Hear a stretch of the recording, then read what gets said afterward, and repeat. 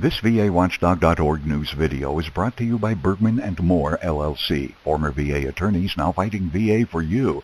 Call Bergman & Moore at 877-838-2889 or on the web at vetlawyers.com. All too often, our veterans feel like they're David battling Goliath when dealing with the Department of Veterans Affairs. In the latest outrage involving the VA, it turns out thousands of claims for benefits weren't even opened. Here's David Martin. Jason Scott is one of nearly 350,000 veterans of Iraq and Afghanistan who depend on the VA for health care.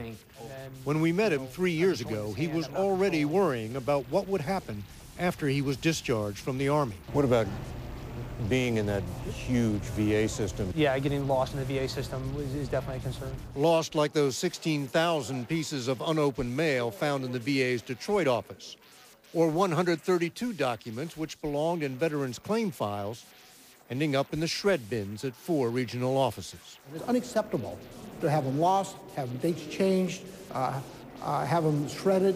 This is not acceptable. The Inspector General reviewed 390 claims submitted to the New York office and found 220 of them, more than half, had been deliberately misdated to make it look like claims were being processed faster than they really were.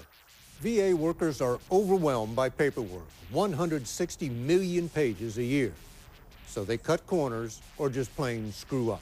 Telling me that my whole file had been lost. They had no idea where it was. So I had to recreate the whole file. Carol Politz had to submit a second claim on behalf of her late husband, a Vietnam vet. She was assured this time it would be handled expeditiously. It's a year, and I'm still waiting to hear something positive. And what about Jason Scott? His home is in Florida, but his records ended up in Chicago. When the VA transferred them to Florida, they were lost. Jason is working on his MBA and says he's just waiting to graduate so I can get a job and get real health care. David Martin, CBS News, The Pentagon.